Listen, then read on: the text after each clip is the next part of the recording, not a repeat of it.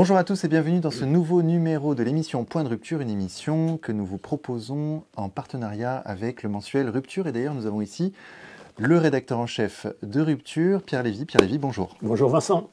Alors, chers internautes, aujourd'hui nous allons parler de la liberté de la presse. Comment évolue-t-elle au regard de ce que nous prépare l'Union européenne? Et pour en parler, nous avons ici comme invité Maître Emmanuel Pierrat. Maître, bonjour. Bonjour. Alors, Maître Pierrat, vous êtes avocat, spécialiste en droit de la propriété intellectuelle et en liberté publique. Vous êtes également écrivain. Vous avez écrit une centaine d'ouvrages, dont le dernier s'intitule « La prison de verre, sexe, argent et politique », publié chez Gallimard, ou encore, en 2018, le grand livre de la censure sorti chez Plomb et qui concerne directement le thème de cette émission. Merci d'avoir accepté notre invitation. Merci à vous de me l'avoir proposé. Alors, Pierre Lévy, quelle loi nous mijote l'Union européenne concernant la liberté de la presse? Alors, en effet, Vincent, nous, comme toujours, nous raccrochons les émissions sur l'actualité européenne et sur ses dangers. Et effectivement, il y a eu en septembre dernier un projet de la Commission européenne d'une loi, je cite, sur la liberté des médias. Et tout récemment, le 21 juin dernier, les 27 ont discuté, les conseils de l'Union européenne a discuté pour valider et en tout cas préciser cette loi. Alors, sur laquelle on peut s'interroger sur la légitimité de l'Union européenne à légiférer sur cette question, puisqu'en principe, il s'agit de droit national, la liberté de la presse, et donc elle s'arroge en quelque sorte le droit d'afficher a priori des bonnes intentions. Je le cite, il s'agit d'assurer la liberté et le pluralisme de la presse au sein de l'Union européenne, il s'agit d'assurer l'indépendance des médias et celle des journalistes, il s'agit d'assurer le financement, la stabilité du financement, notamment des instituts publics, enfin des émetteurs publics, et la limitation de la concentration de la presse. Donc, outre la question de la légitimité, on peut se dire qu'après tout, un tel affichage de bonnes intentions ne peut pas nuire. C'est là-dessus que je voudrais vous faire réagir. Je cite d'emblée, alors je reviendrai un petit peu dans le courant de l'émission sur le contenu plus précisément de ce règlement, de ce projet de directive, pour être précis. Mais je rappelle quand même que dans les faits, certains pays semblent visés par cette directive, certains pays moutons noirs de l'Union européenne semblent visés, la Pologne, la Hongrie, que la Commission européenne, en affichant ses bonnes intentions, ne dit pas un seul mot sur l'affaire Assange, Julian Assange, qui est l'un des scandales les plus retentissants de notre époque, on va y revenir probablement aussi, et non seulement elle ne dit pas un mot là-dessus, mais elle-même n'a pas hésité à agir il y a 18 mois, en interdisant un média au sein de l'Union européenne, en l'occurrence RT, qui remplissait pourtant toutes les conditions, quelle que soit l'opinion qu'on a sur sa ligne éditoriale. Et donc, il y a pour le moins un paradoxe entre les intentions affichées et la réalité des faits. On citera, et je citerai d'autres exemples là-dessus, mais peut-être, Emmanuel Pierrat, je voulais vous faire réagir sur ces proclamations de bonnes intentions et sur ces proximités, sur ces perspectives de légiférer en matière de liberté de la presse de la part de la Commission européenne et de l'Union européenne.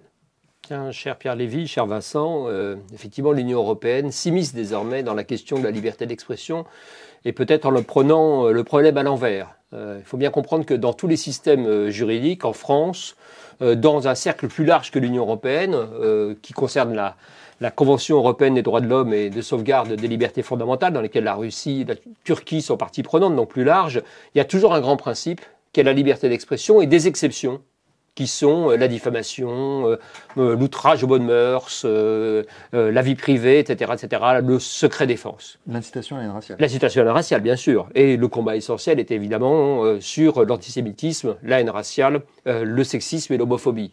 Mais au-delà de ça, il y a une foule de brèches qui sont faites, 400 textes environ en France, sur la présomption d'innocence, le secret professionnel des avocats, mais aussi des lois pour protéger l'armée, tout un tas de choses sur une sorte de propagande, entre guillemets. Et il y a le même système pour la Convention européenne, un principe fondamental, battu en brèche par des textes, mais quand même un principe. Le défaut majeur de l'Union européenne, c'est qu'elle s'engouffre dans la brèche des exceptions, c'est-à-dire des restrictions aux libertés d'expression, qu'elle décide de proclamer l'interdiction d'un média comme Russia Today, de Sputnik, mais sans avoir même la simple ombrelle ou le simple principe de la liberté inscrit dans ces textes. Elle a la liberté de circulation, la liberté de commerce, tout un tas de libertés, sans doute intéressantes, mais pas aussi fondamentales. Et néanmoins, depuis quelques années, elle s'intéresse aux fake news, elle s'intéresse à la régulation de la presse, à la concentration, elle s'intéresse aux orientations politiques. Donc il y a là déjà un problème majeur, un vice majeur, si je puis me permettre, dans la construction européenne, qui est de ne pas avoir posé des libertés fondamentales comme principe et de tout de suite s'ingérer, entre guillemets, dans des politiques nationales au gré des tendances majoritaires au sein de l'Union européenne.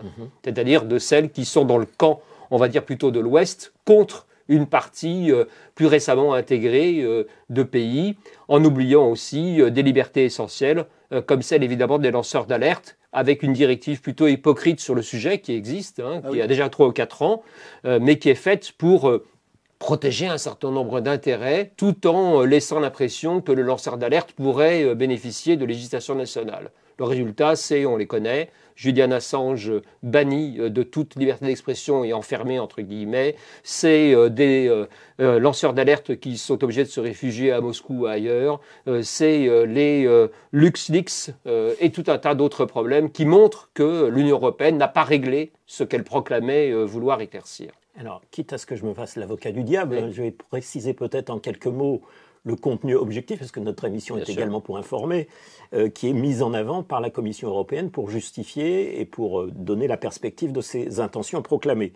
Alors d'abord, elle fait fond sur des règles antérieures et essentiellement sur la base de l'article 114 qui concerne essentiellement le marché intérieur, c'est-à-dire d'abord des questions économiques. Elle affiche son intention de fournir aux médias publics des fonds stables suffisants. Elle critique, elle a en ligne de mire les allocations déséquilibrées à différentes chaînes de services publics et se propose de réglementer, ou en tout cas de venir régenter la question des autorisations de diffusion et le cas échéant de casser des décisions d'État qui auraient, pour telle ou telle raison, bonne ou mauvaise, le problème, voilà, restreint telle ou telle liberté. On pense notamment évidemment à la Pologne ou à la Hongrie. Elle milite pour des nominations transparentes dans l'audiovisuel public, le fait d'accorder des publicités de manière non discriminatoire. Elle exige que les États se justifient sur les licences qu'ils accordent ou pas à tel ou tel média. Elle insiste sur l'indépendance éditoriale. On peut d'ailleurs, avec un clin d'œil, se demander, quand on connaît l'état des médias en France, en Allemagne et dans la plupart des pays de l'Union européenne, ce qu'on entend par indépendance éditoriale. Enfin, elle voudrait mettre en place des manières d'évaluation de la concentration des médias. Et de manière également, c'est la Pologne qui est visée, elle propose que les médias, elle exige que les médias relevant de l'actionnariat hors Union européenne ne soient pas discriminés par rapport aux médias de l'Union européenne. Enfin, et c'est la dernière chose, elle propose un comité européen qui coordonne les autorités nationales respectives en la matière. Alors, j'ai dit ça, mais le premier élément, vous l'avez cité, c'est aussi là-dessus que je pense que vous allez réagir. Certes, il s'agit d'un plan d'action, d'une perspective qui s'inscrit dans un plan d'action pour la démocratie européenne, je cite, qui a été présenté en 2020, je cite, contre l'extrémisme et les ingérences étrangères. Alors, peut-être déjà, on commence à voir le bout de l'oreille. Dans les faits, certains pays sont visés. J'ai cité la Pologne, la Hongrie, aussi parfois la Slovénie, mais ce n'est plus le cas, et pas d'autres. Et donc peut-être sur ce premier point, vous avez quelques commentaires à faire ou vous avez peut-être sur les points que j'ai cités à réagir. On voit sur le Media Freedom Act, c'est-à-dire la loi dite sur la liberté de la presse, qui est donc ce texte réglementaire en réalité qui est en discussion actuellement dans l'Union européenne et que vous avez cité, Pierre Lévy, qui a été proposé ou initié en septembre 2022. On voit bien que, comme toutes les lois de censure, en réalité, il y a donc une bonne intention proclamée, toujours. Il faut bien comprendre que toutes les lois de censure, elles partent de l'idée de protéger les enfants, la jeunesse, la santé publique, la vie privée. Il y a toujours une causalité, il y a toujours un prétexte, souvent noble, et puis derrière, un instrument qui en revanche est redoutable. D'autant plus quand il est manipulé par l'Union européenne dans ses pires oripeaux. Je ne suis pas un anti-européen aussi convaincu que Pierre Lévy, je suis beaucoup plus nuancé, mais je suis capable de déceler dans les instruments de censure, dans les mécanismes, on va dire, d'autorisation et d'institution, où se glisse, entre guillemets, le diable, dans quel détail il peut se nicher.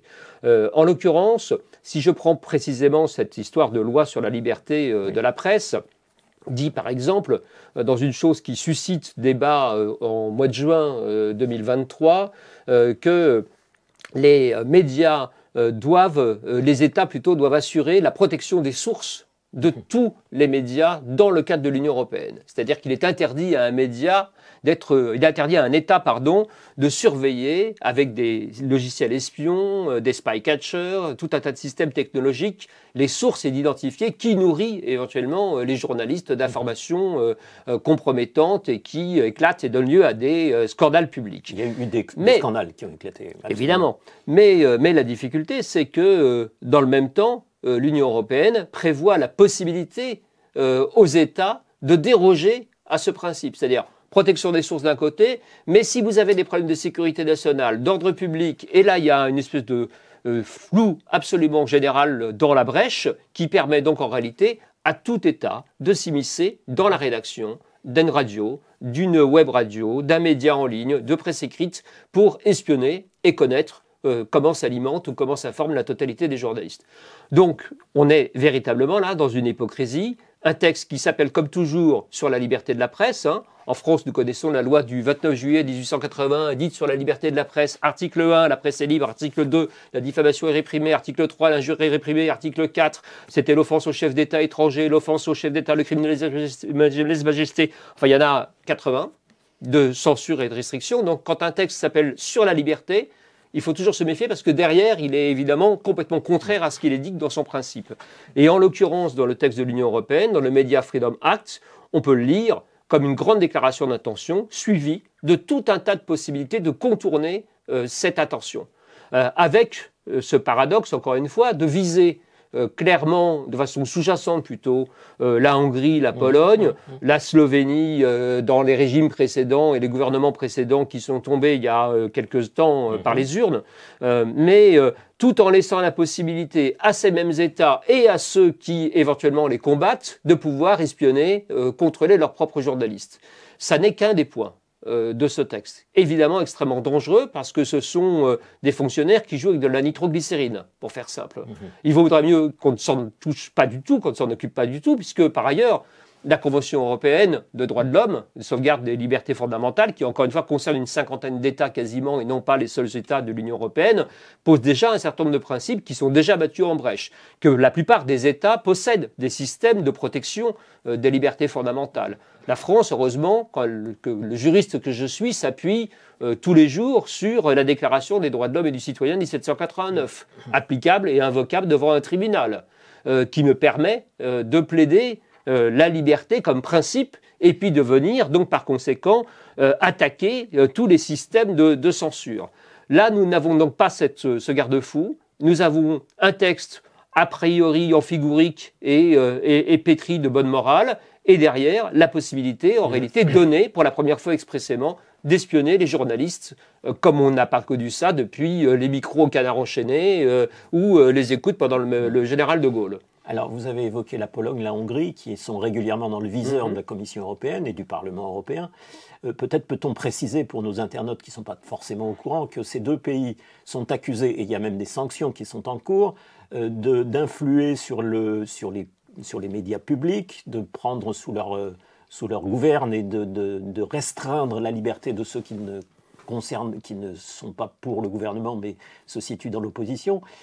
C'est un peu paradoxal, et je voudrais aussi qu'on évoque ceci, quand on connaît la situation de la presse dans d'autres pays qui sont, eux, pas dans le viseur, comme si les services publics en France de l'information étaient parfaitement indépendants et parfaitement équilibrés. Je cite juste un exemple moins connu, parce que nos internautes connaissent... Je voulais vous censurer, Pierre Lévy, pour intervenir, mais je vous en prie. Mais c'est difficile. Voilà, par conséquent, je vous laisse parler. Il y a l'exemple moins connu, comme moins connu en France, d'un scandale qui est apparu en Allemagne il y a quelques jours, où certains médias ont découvert que des journalistes connus des médias publics étaient grassement rémunérés, enfin grassement, le mot grassement est de moi, mais des sommes assez substantielles, dans leurs interventions pour commenter les décisions du gouvernement ou pour expliquer tel ou tel paquet législatif. Les gens ignoraient, et on a découvert qu'il y avait un budget, d'ailleurs c'était discret mais c'était pas caché, il y avait un budget, que les députés votent un budget pour rémunérer, pour faire des ménages, comme on le dit souvent en France, c'est-à-dire pour que les journalistes bien pensants puissent... Alors, au nom de la sécurité nationale, c'est ça qui est amusant, je m'en tiens là-dessus parce que c'est une anecdote, mais au nom de la sécurité nationale, certains bénéficiaires de ces sommes ont demandé que les sommes en question ne soient pas divulguées au nom de la sécurité nationale, ce qui est quand même un peu paradoxal.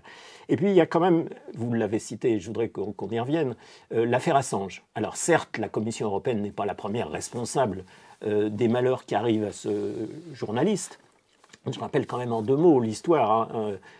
Julian Assange est le fondateur du site Wikileaks, un site Wikileaks qui, en 2010 notamment, a révélé un certain nombre de crimes de guerre et de crimes commis par les États-Unis, notamment en Afghanistan, dans la guerre en Irak, et qui depuis s'est attiré les foudres du Pentagone, de l'administration américaine, a été en 2012 contraint de se réfugier à l'ambassade de l'Équateur après avoir fait l'objet de dossiers montés de toutes pièces, en Suède notamment, a passé une dizaine d'années contraint de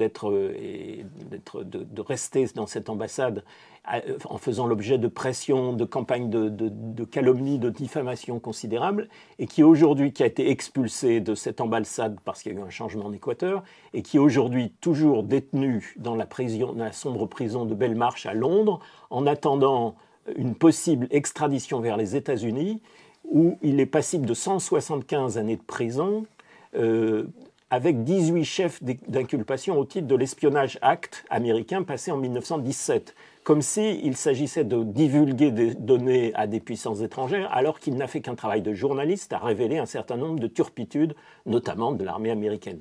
Et il y a de la part des médias en France et de la part de l'Union européenne en général, pas un mot sur ce scandale. Alors peut-être là-dessus vous pouvez réagir. Je signale juste, avant que vous ne puissiez me censurer, qu'il y a le 3 juillet prochain un grand concert de solidarité avec Julian Assange. Alors ça sort un peu du cadre de notre émission, mais c'était important pour tous ceux qui s'intéressent et qui souhaitent contribuer à la libération de Julian Assange, qui est encore possible, de participer à ce concert du 3 juillet. Tous les bons sites, et notamment le comité de solidarité avec Julian Assange, sont consultables pour plus de détails. Mais pardon de cette petite parenthèse, et la parole vous revient pour commenter les petits paradoxes que j'ai pointés.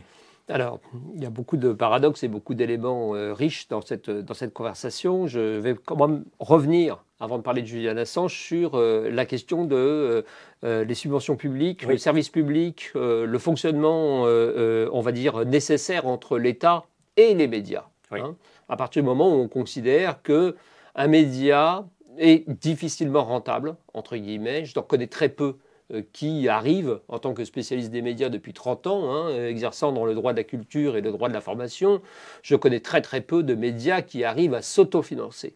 Il y a donc 2 solutions, où vous avez recours à des systèmes d'aide publique. Ça peut être le service public qui crée une sorte de chaîne d'information ou un groupe de radio, de télévision ou autre qui permet éventuellement alors, de diffuser sans doute une parole officielle comme c'était au temps de l'ORTF, mais malgré tout d'avoir un contre-pouvoir non soumis à la publicité. Ou bien vous avez des systèmes, c'est le cas en France, d'incitation fiscale, postale, avec un tarif allégé pour l'envoi des journaux, etc., qui permet aussi bien à des journaux qui ne me sont pas sympathiques comme Minutes ou Valeurs Actuelles de bénéficier d'une exonération fiscale, d'aide à l'envoi de leur magazine. Et ça vaut pour tous les camps politiques. Ces systèmes sont aujourd'hui mis à mal par l'Union européenne. Pourquoi ? Parce que dans ces principes, il n'y a pas le service public, il y a la liberté de commerce et donc la nécessité de mettre en concurrence réelle la totalité des médias. Ça veut dire débrouillez-vous et survivez sans l'aide éventuellement des États, de ce que peut être une radio nationale, pris dans le meilleur sens du terme, ou d'une aide fiscale. Donc il y a d'un côté cette attaque en règle, et qui est menée aujourd'hui contre la Hongrie, contre la Pologne, mais qui se retourne immédiatement dans la même logique libérale quand Emmanuel Macron supprime la redevance, et sans proposer un mode de financement alternatif pour France Télévisions, qui n'est pas mon média préféré, mais qui a le mérite d'exister, de ne pas être tous les jours aussi crétin que d'autres médias laissés à la libre merci simplement de la publicité. De l'autre côté, l'Union européenne s'est mise en tête, mais de façon très molle, de lutter contre la concentration. C'est-à-dire le fait qu'un même homme ou femme, dirigeant d'entreprise, possède à la fois des usines d'armement, des entreprises technologiques et rachète des journaux, parce que ceux-ci n'ont pas les moyens de survivre en tant que tels. Les Échos, Le Parisien appartiennent au même milliardaire. Un autre finance aujourd'hui de Elle jusqu'à BFM en passant par Libération, qui sont dans le même panier, entre guillemets. Bref, il n'y a pas un seul groupe de médias en France qui ne tienne sans Xavier Niel, Mathieu Pigasse, Drahi, Kresinski, c'est-à-dire des fortunes faites dans d'autres secteurs, d'autres domaines que celui de l'information et du pur esprit de la culture. Hein. J'allais dire qu'il y a le média pour tous, mais c'est oui, il y a un autre niveau. Cher ami, heureusement qu'il reste des médias dans lesquels on arrive à trouver une respiration intelligente, mais si vous regardez les monopoles et les parts de marché, pardonnez-moi, et les audiences, etc., vous vous retrouvez quand même avec des monopoles, enfin des oligopoles extrêmement importants et puissants et influents qui portent une pensée dominante ou majoritaire, entre guillemets, en apparence par sa diffusion. Ça ne veut pas dire qu'il n'existe pas. Heureusement, il faut toujours, nous sommes français, nous sommes en France, nous sommes européens, ou nous sommes résidents en France, il faut toujours être conscient que nous jouissons d'une grande liberté et de la possibilité d'avoir le média et d'autres ruptures qui existent. Et c'est parce que nous jouissons de cette liberté exceptionnelle qui est loin d'être majoritaire sur la planète, une quarantaine d'États peut-être au grand maximum, que nous devons être particulièrement critiques et vigilants dès que cette liberté est écornée ou égratignée. Et la concentration aujourd'hui à l'œuvre dans la presse est évidemment effrayante, comme elle l'est dans l'édition française, par exemple, ou au moment où Vincent Bolloré achète tout en cédant Editis au même Kretinsky qui possède déjà, sous prétexte d'une fondation, Libération et tout un tas d'autres organes de presse. Ce qui m'intéresse, moi, c'est qu'évidemment, le paradoxe dans cette espèce de lutte complètement antagoniste, d'un côté contre le service public et de l'autre côté contre la concentration, c'est que les armes ne sont pas égales et qu'on tape sur le service public et de l'autre côté, on tape mal sur la concentration. Je n'ai aucune sympathie pour Vincent Bolloré, mais il a eu le mérite d'aller plaider quand on lui demandait de lâcher un certain nombre de groupes de presse ou en tout cas de limiter ses appétits, de dire comment voulez-vous que l'Union européenne produise des médias assez puissants pour lutter contre les GAFAM, Google ou les médias américains qui n'ont pas les mêmes types de limitations. Il y a des lois antitrust aux États-Unis, mais en gros, il dit je pèse, moi, avec mes groupes, avec Canal+, avec CNews, même pas 1/100 de ce que je devrais peser si je voulais avoir une voix un tout petit peu dominante dans le concert mondial, entre guillemets, des expressions diverses et variées. Donc il y a ce paradoxe qui consiste donc à taper sur le service public, à essayer de limiter la concentration des médias et à la fin à ne laisser peu de gens gagnants, que ce soit dans l'orbite publique, dans l'orbite privée, sauf à choisir des modes très alternatifs, mais de financement extrêmement précaires et fragiles. On a vu des chutes de journaux et des fermetures d'hebdomadaires extrêmement intéressants ces derniers mois à une vitesse, c'est une hécatombe absolument inédite en quelque sorte.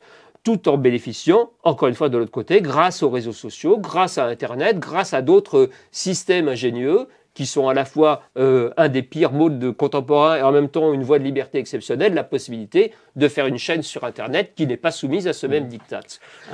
Un mot sur Julian Assange, évidemment, parce que je partage votre attachement à ce combat. Il faut bien comprendre aussi que les médias, on va dire majoritaires, je ne voudrais pas avoir l'air de conspirationniste quand je dis ça, donc je le dis ça avec précaution et avec des guillemets. Mais évidemment qu'il y a très peu d'unanimité pour soutenir Julian Assange. Pourquoi ? Parce que le débat a été pollué aussi, avec des éléments exogènes qui n'ont rien à voir, des affaires de mœurs supposées, qui permettent de nuire, évidemment, qui sont écroulés, mais qui restent néanmoins dans le brouillard général, sur les intentions cachées qu'aurait eu Wikileaks, sur tout un tas de choses qui n'ont rien à voir avec ce dont on parle, c'est-à-dire la possibilité ou non d'être un lanceur d'alerte, de s'exprimer, de dénoncer ou de révéler des documents confidentiels qui peuvent être les Panama Papers, qui peuvent être les LuxLeaks, qui peuvent être les banques, et les systèmes de compensation au Luxembourg, qui peuvent être tout un tas de turpitudes des États américains sur le sol européen, ainsi de suite. Et donc tout cela est peu relayé dans des combats qui sont de long terme. Julian Assange, ça fait maintenant plusieurs années que nous sommes sur le front, et le nombre de combattants réduit peu à peu et surtout est peu porté ou relayé parce que quelques rumeurs suffisent à nuire à une cause tout à fait plus que légitime. Et encore une fois, la directive sur les lanceurs d'alerte par l'Union européenne. Vous m'avez regardé, Vincent, avec des grands yeux tout à l'heure. Oui, elle existe, mais elle est tellement peu efficace qu'effectivement, personne ne l'évoque et personne n'en a véritablement conscience. Voilà un texte donc pétri de morale et de bonnes intentions qui, en réalité, permet de définir soi-même ce qu'est un lanceur d'alerte. C'est-à-dire que chaque État peut très bien décider que tel ou tel est un lanceur d'alerte, qu'il ne l'est pas, qu'il est en revanche un empêcheur de tourner en rond, etc. Donc à la fin, c'est un texte qui sert à museler ou à interdire une forme de liberté d'expression. En même temps, je ne suis pas pour qu'il y ait une définition précise du lanceur d'alerte, mais là, il y a un flou qui sert, on va dire, la censure et la répression plutôt que l'expression et la liberté. Le paradoxe étant que dans le projet de texte qu'on a évoqué au début de cette émission, sur la loi sur les libertés, sur la liberté des médias, il est stipulé aucun journaliste ne doit être espionné. Et là, en l'occurrence, s'agissant d'Assange, c'est plus qu'espionné, c'est emprisonné et menacé d'extradition. Mais il est précisé depuis quelques jours, sauf si l'ordre public national et la sécurité l'exigent, auquel cas, donc là c'est liberté complète, vous décidez que l'ordre public, ça n'est rien en droit. Hein. C'est dans l'œil du juge, ou dans l'œil du préfet, ou dans l'œil du ministère de l'Intérieur, qui décide que l'ordre public est troublé quand à une COP, les gens se tiennent la main dans un rassemblement à la place de la République ou de la Bastille, quand d'un seul coup, il y a un peu trop de monde dans une manifestation. L'ordre public est la notion la plus liberticide qui existe dans le droit français et international. En l'occurrence, la sécurité nationale, il s'agirait de celle revendiquée par les États-Unis. Évidemment. Mais le texte dit, il est possible donc il est possible d'espionner malgré tout en raison de l'ordre public national. Et l'ordre public, très sincèrement, le juriste qui est ici est incapable de vous en donner une définition. Il y a de l'ordre public qu'on veut dans l'œil de celui qui le regarde ou qui cherche à l'invoquer. Alors peut-être deux mots sur l'affaire RT, donc Rochat-Taudet. Vous nous aviez... Et Sputnik. Vous nous aviez accordé il y a un peu plus d'un an une interview au journal Rupture. Alors pour vous simplifier la tâche, je vais rappeler ce que j'avais compris de cette interview, ce que j'avais retenu, et vous allez compléter sans doute parce que l'affaire est toujours vive, si je puis dire, puisque certes, l'Union européenne a réussi à faire fermer en France RT, alors même que ça représentait une audience, quoi qu'on pense de la ligne éditoriale de cette chaîne, une audience certaine, notamment sur l'actualité vue autrement. La question n'est pas de savoir s'il y a une audience, cher Pierre Lévy. Hein. C'est le principe de la liberté ne nécessite pas d'avoir 100 000 ou 200 000 ou 500 000 téléspectateurs. Hein. Le rédacteur en chef de Rupture. Sinon, il n'y a plus que les émissions les plus insipides et les jeux télévisés qui l'emportent. Absolument, mais concrètement, ça avait quand même fait un trou. Bien sûr, évidemment. Non, mais il y a par ailleurs un public. Voilà. Alors, vous nous aviez dit, en fait, officiellement, il s'agissait de lutter contre la propagande. Mais c'est, si je me souviens bien de votre explication, lutter contre la propagande, c'est juridiquement délirant. En gros, les autorités nationales étaient censées faire rentrer au forceps dans le droit national une décision prise au niveau européen. Vous venez de parler de troubles à l'ordre public. En l'occurrence, même si cette notion est contestable, et vous venez de le faire à mon avis à juste titre, là en l'occurrence, en principe, l'ordre public est décidé par un juge. Là, dans l'affaire RT, il n'y a même pas de juge qui soit venu rendre un verdict. Il y a une décision politique et il charge aux États nationaux de se débrouiller sur le plan juridique pour la faire rentrer. D'autre part, la commissaire Jourova, qui s'était occupée de ce dossier notamment, la commissaire européenne, avait eu une phrase dans laquelle elle disait « à circonstances exceptionnelles, mesures exceptionnelles ». Et c'est typiquement ce qui justifie toute censure. Autrement dit, peu importe le droit, dans la mesure où nous sommes dans des circonstances exceptionnelles. Et l'ARCOM, qui est l'autorité théoriquement indépendante, qui seule peut prononcer l'interdiction de médias, je parle sous votre contrôle et vous allez préciser, avait été en quelque sorte mise en demeure de trouver de manière totalement arbitraire de quoi justifier sa décision de mettre RT et Sputnik hors la loi. Et donc, de ce point de vue-là, il y a une contradiction manifeste entre, d'une part, les objectifs louables dont on pourrait taxer de bonnes intentions qui sont affichées par le projet de loi dont nous avons parlé, et puis cette réalité de l'action de l'Union européenne, de la Commission en l'occurrence qui était à l'origine, mais les États membres sont tout aussi coupables puisqu'ils ont approuvé cette décision. Il y a en quelque sorte la volonté de dire, et puis, puisque nous sommes dans des circonstances exceptionnelles, puisque c'est l'état de guerre, de la même manière que d'autres sur le plan économique ont parlé d'instaurer un état de guerre économique, Eh bien, sur le plan des médias, c'est un état de guerre médiatique qui justifie des décisions qui, de votre point de vue, et vous allez probablement le préciser, sont juridiquement délirantes. C'est juridiquement délirant. Je l'avais dit à rupture dans cette interview, évidemment. D'abord parce qu'il s'agit d'une censure au préalable, c'est-à-dire une censure a priori. La censure, elle a deux formes. Hein. Sous l'Ancien Régime, c'est bien que vous le rappeliez. Sous l'Ancien Régime, elle prend la forme d'une interdiction de principe. Hein. Donc il faut un privilège pour avoir le droit de publier un livre ou un journal. Et par principe, il y a une interdiction possible, administrative, et c'est seulement ensuite que vous saisissez le juge pour faire lever l'interdiction. En moyenne en France, 2 à 3 ans devant le tribunal administratif, 4 ans devant le Conseil d'État. Je l'ai fait de nombreuses fois. Il faut avoir les reins solides ou une certaine idée de la longévité de votre combat pour pouvoir le mener à bien. Cette censure, on la pensait aujourd'hui, on va dire, reculée ou derrière nous. Cette censure est en réalité toujours existante. C'est celle qui s'applique pour le cinéma avec les classements de films, 12, 16, 18, etc. C'est celle qui s'applique pour les publications pour la jeunesse, parfois dans le cas de certains éditeurs. Et cette censure, elle était quand même à peu près contrôlée ou elle est un petit peu encadrée. D'un seul coup, la voilà ressurgir avec, d'un côté, l'Arcom, donc c'est-à-dire ce qui a succédé au CSA et à l'Hadopi fusionné en janvier 2022 et qui contrôle donc le paysage audiovisuel, qui s'est pas fait beaucoup prier. Roch-Olivier de Maistre, le président de l'Arcom, est un juriste du Conseil d'État. On ne peut pas dire qu'il soit dans une ligne, on va dire, sécessionniste, extrêmement vive ou lisible. Et donc, par conséquent, tout de suite, il a mis en œuvre ses services pour trouver le moyen de museler ou de fermer RT. Russia Today, en France.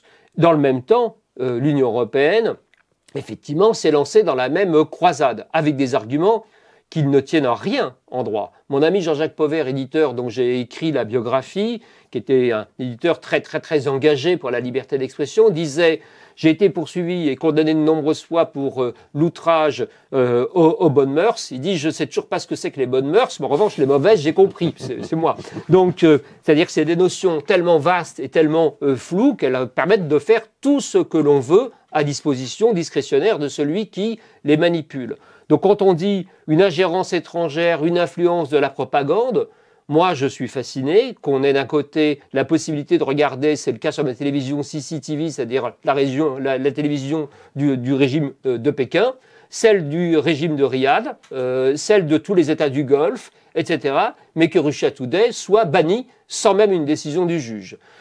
Il y a là le seul précédent qui existe de la part de l'Arcom et du CSA concerne la chaîne du Hezbollah. Qui, peut-être là, il faut bien l'admettre, avait des discours qui étaient liés directement aux attentats en France. Mais quand bien même, j'avais trouvé cette décision très périlleuse et problématique à l'époque. C'est la seule jurisprudence qui existe, dans laquelle un média a été coupé immédiatement du robinet au motif qu'il pouvait poser des problèmes. Là, je n'ai pas la sensation qu'il y ait eu beaucoup d'attentats menés par Moscou ou par les Ukrainiens sur le territoire français. Je n'ai pas la sensation que des périls soient extrêmement graves sur l'esprit ou l'opinion des citoyens ou des résidents en France. Et pourtant, un média est totalement banni immédiatement, avec comme seule possibilité d'attaquer en justice, avec aujourd'hui des recours qui peuvent durer jusqu'à plusieurs années. Alors, la même chose s'est produite, évidemment, dans l'ensemble des États de l'Union européenne. Chaque gouvernement s'est entre guillemets, discipliné, rangé avant même que le texte d'Ursula von der Leyen ne puisse véritablement rentrer en vigueur. Et aujourd'hui, ils sont en train de réfléchir à la façon dont ils pourraient arriver à museler aussi Russia Today en ligne, puisque le site internet francophone existe et permet notamment et est visible notamment dans tous les pays francophones d'Afrique. Il y a quelque chose d'important dans ce que vous dites, c'est la distinction entre la censure a posteriori et la censure a priori. La censure a posteriori, les deux sont mauvaises. Mais il y en a une qui consiste à dire « Je vais demander votre interdiction, plaidez-moi les arguments qui sont contre et c'est le juge qui statue, mais seulement au bout d'un long combat. » Là, c'est une décision de censure et ensuite, vous devez remonter la pente. C'est ce que vous C'est appelez ce le délit de sale gueule. C'est le délit de sale gueule. La dernière fois que la France l'a véritablement invoqué, c'était en 1986 sous Charles Pasqua. Moi, je m'en souviens, il y avait une série de journaux et d'éditeurs qui avaient été visés. On s'était pris un arrêté du ministère de l'Intérieur, qui est la liberté, où il y a un bureau de la liberté de la presse, au ministère de l'Intérieur, et de la liberté des cultes. Ce qui veut dire l'anti-liberté par principe. À partir du moment où c'est au ministère de l'Intérieur, c'est la police qui surveille la liberté de la presse, il y a quelque chose de problématique. Mais Charles Pasqua avait fait signifier à POL, Paul Janowski-Lorentz, éditeur de littérature d'avant-garde, et à Guépier l'interdiction immédiate d'un livre et évidemment du magazine de militance homosexuelle.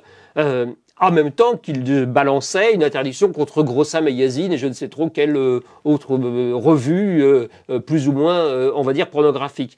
Et pour donner un effet général. Et là, il y avait une réaction d'emblée de tous les médias. De l'extrême gauche à l'extrême droite, en passant par le Figaro, Le Monde, etc., tout le monde s'était dit on n'est plus sous le procureur Pinard en 1857, avec l'interdiction de Madame Bovary-Flaubert, des Fleurs du Mal de Baudelaire et d'Eugène Sue dans la même année pour les Mystères du Peuple, les Mystères de Paris.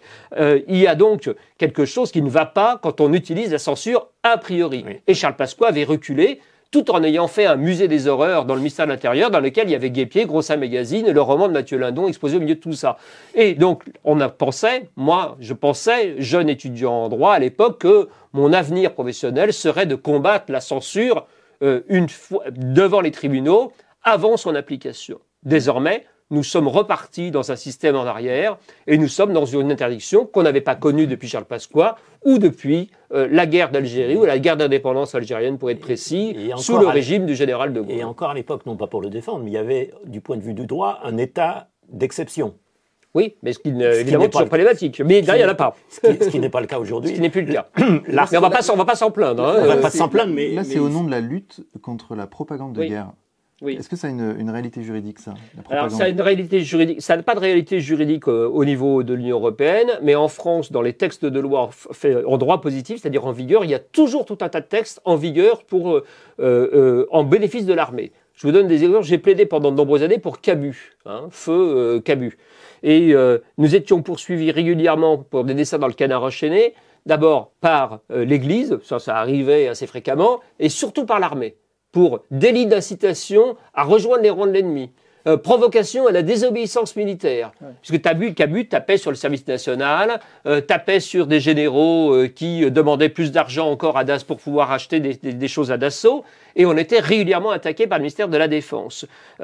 Il faut bien comprendre que ces textes existent toujours. Aucun n'est tombé. Il y a une dizaine de textes qui permettent, au nom de la sécurité nationale, de la défense nationale, de la guerre, d'appliquer cela. Mieux encore, je termine sur ce point, à France Télévisions, il y a dans la cellule du journal de 20 heures un militaire chargé de regarder et de visionner à l'avance, avant diffusion, tous les reportages qui concernent la guerre au Sahel ou la lutte contre le djihad islamique, Al-Qaïda, l'État islamique au Maghreb, et donc sont censurés au préalable tous les reportages des reporters de France Télévisions pour éviter que soit mise éventuellement en danger la vie, paraît-il, de soldats français.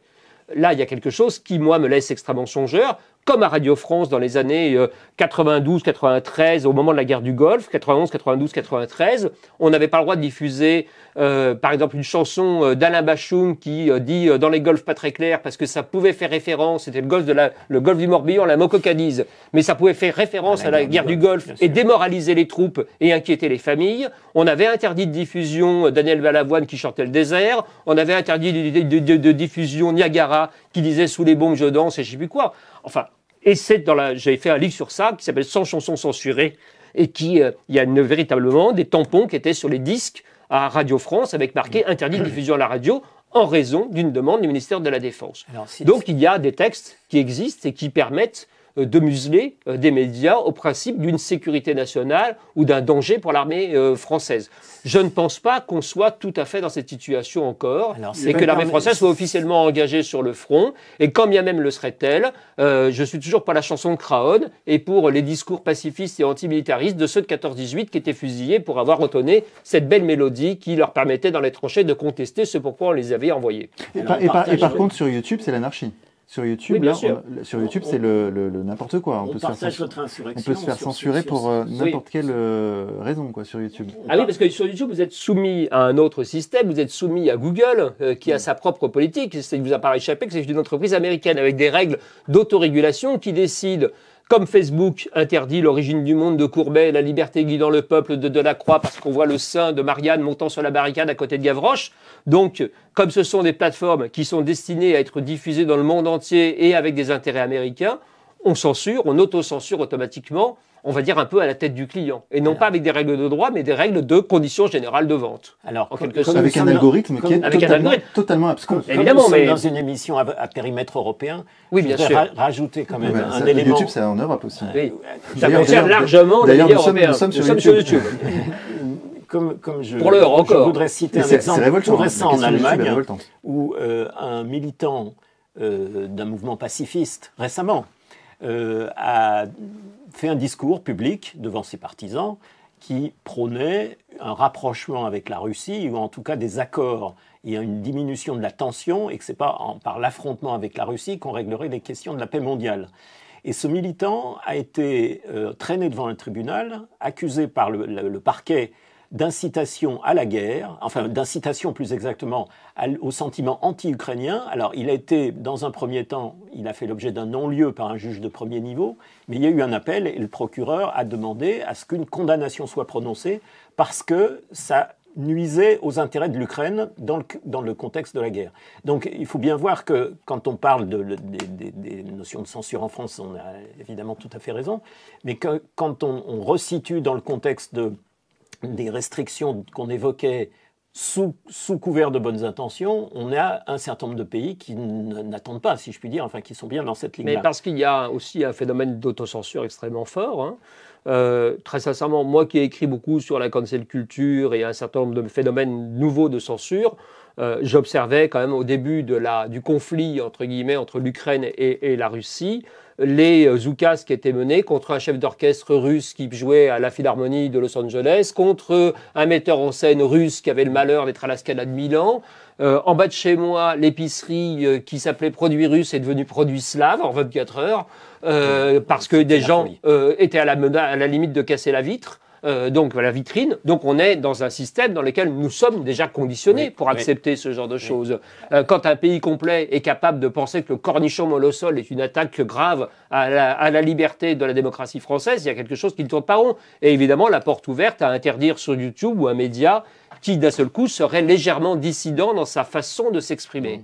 Et je ne fais là la propagande de personne. Ce qui m'intéresse, moi, c'est le pluralisme de la liberté d'expression. Donc, encore une fois, c'est mon obsession. Deux mots peut-être avant que nous passions à la deuxième partie de cette émission, sur la commission parlementaire d'enquête sur les influences étrangères, dont le rapporteur... Il y en a deux, hein. Il y en a une en Europe pour l'Union européenne, il y en a une en France. Absolument. Alors moi, absolument. Mais comme nous n'avons pas le temps de parler de tout, je faisais allusion à la commission française, dont la rapporteure était Madame Le Grip, députée des Hauts-de-Seine, et qui définissait l'ingérence comme une manipulation masquée, qui accusait Moscou de guerre informationnelle, de désinformation, car comme chacun sait, la guerre informationnelle ne vient toujours que d'un seul côté, qui pointait les réseaux sociaux, qui notamment dénonçait l'objectif supposé de corruption des élites, de confusion du vrai et du faux. Et cette commission a reçu un certain nombre de personnalités, notamment, et a mis en cause, en quelque sorte, notamment François Fillon, mais aussi Jean-Luc Mélenchon. Et François Fillon, qui n'est pas l'homme qui remporte beaucoup ma sympathie sur le plan politique, a dit quelque chose qui était à l'époque très intéressant, c'était il y a quelques semaines, hein. Il a dit, vous vous intéressez aux ingérences étrangères quand elles viennent de Russie, et vous m'accusez d'être partie prenante de ça, mais qui parle des ingérences étrangères quand elles viennent, par exemple, des États-Unis, et on sait maintenant, y compris avec les révélations de Wikileaks, que le président Obama avait décidé d'espionner les portables de Mme Merkel et de M. Sarkozy. Et donc ça semble dénoncé par personne, en tout cas de manière officielle, par ce type de commission. Je me permets juste une dernière aparté pour rebondir ou réagir à cela. Pierre-Louis, sans vous laisser finir votre question ou votre remarque. Je la finirai juste après vous. Bien sûr, pour rappeler aussi que l'Union européenne et Emmanuel Macron, dans le même mouvement, ont instauré il y a 3 ou 4 ans une loi et un texte européen sur les fake news. Oui.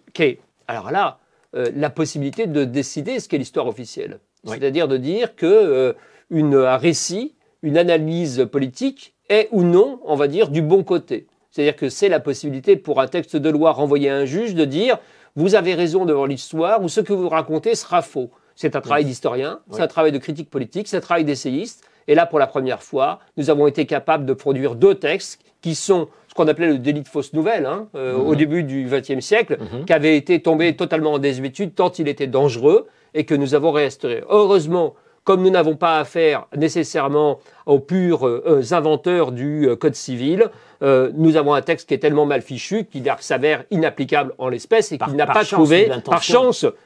Mais l'intention restait celle-là. Mais l'intention, évidemment. Mais il faut jamais sous-estimer les capacités des imbéciles, même quand ils loupent leur texte liberticide. Mais il faut bien comprendre qu'à partir du moment où on a été capable de prendre une loi en France et une directive sur les fake news, on a évidemment déjà un terreau évidemment très favorable pour toute question d'ingérence totalement subjective, puisque vous commencez à écrire une histoire officielle, et ça n'est pas, on ne parle pas de la lutte contre le négationnisme et le révisionnisme, on parle de choses qui sont heureusement plus bénignes et en même temps assez graves, de savoir si ou non un discours politique est juste ou non pertinent. Alors pour terminer, je voulais vous faire réagir sur cette conclusion de Mme Constance Le Grip, donc le député qui était rapporteur de cette commission et qui appelait à la mobilisation de l'opinion en vue de créer un cadre, je cite, créant le délit de collusion avec des États hostiles. Je répète, pour bien que chacun ait bien en tête, créant le délit de collusion avec des États hostiles. J'imagine que vous réagissez. Je réagis largement parce que, évidemment, c'est une absurdité. Qu'est-ce qu'un État hostile ? Comment le définir ? Sur quels critères ? C'est la possibilité. Encore une fois, les lois de censure, bien faites, et celle-ci est dangereuse, puisque ce sont des lois ouvertes. C'est-à-dire dans lesquelles un principe est donné de façon tellement générale qu'il est utilisable par n'importe qui le lendemain matin selon son propre interprétation. C'est là ce qui est le plus dangereux. C'est véritablement, il faut bien comprendre ça. Les lois de censure qui ont beaucoup survécu sont celles qui éventuellement sont tombées en inaction pendant un certain temps, mais que le législateur n'a jamais aboli en se disant ça pourra toujours servir dans un autre contexte. J'en prends un seul exemple sur le délit de fausses nouvelles. C'était les fake news, c'était des choses qui concernaient le début du XXe siècle et de la propagande anarchiste et tout un tas de choses qui suscitaient des débats dans l'opinion et de vrais problèmes.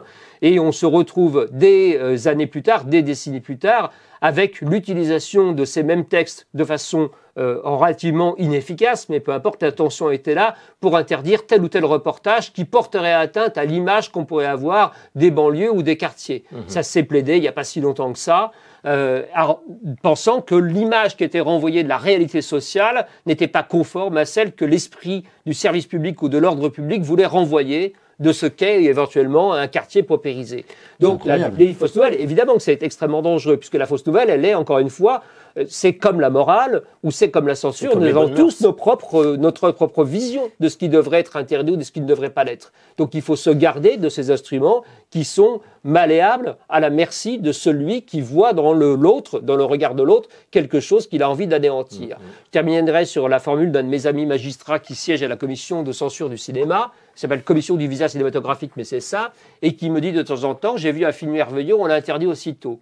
Je lui dis, mais pourquoi ? Il me dit, parce que je sais à quel point ce qui nous fait plaisir nous fait du mal.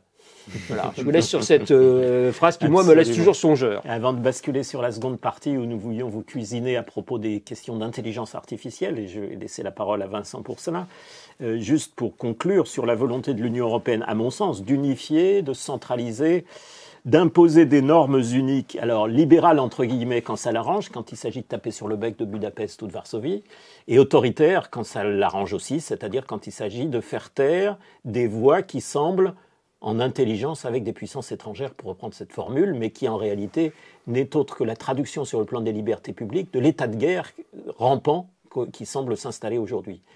Vincent, tu voulais peut-être basculer sur la seconde partie avec je crois qu'effectivement c'est ce que je dois faire, n'est-ce pas ? D'une intelligence à une autre. Celle avec l'ennemi, celle artificielle. Voilà, intelligence artificielle avec l'ennemi, ça c'est peut-être le futur concept à la mode.